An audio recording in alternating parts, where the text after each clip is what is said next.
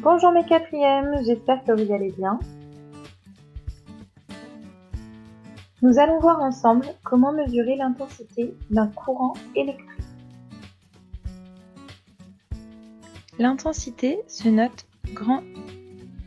L'unité de l'intensité est l'ampère, noté grand A.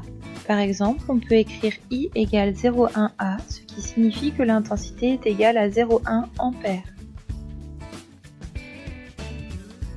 On mesure une intensité à l'aide d'un ampèremètre branché en série dans le circuit électrique.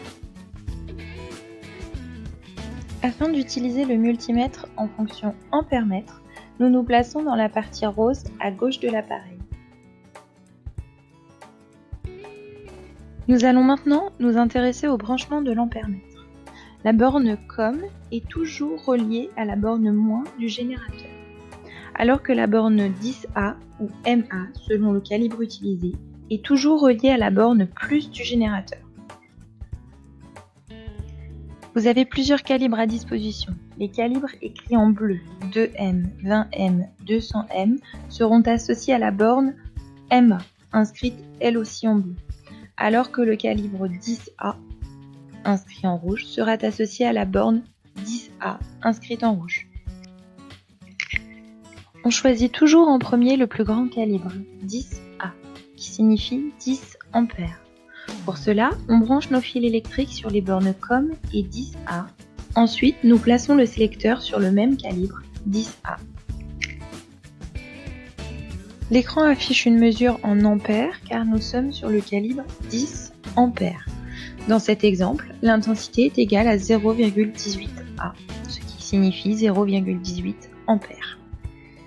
0,18 ampères est égal à 180 mA.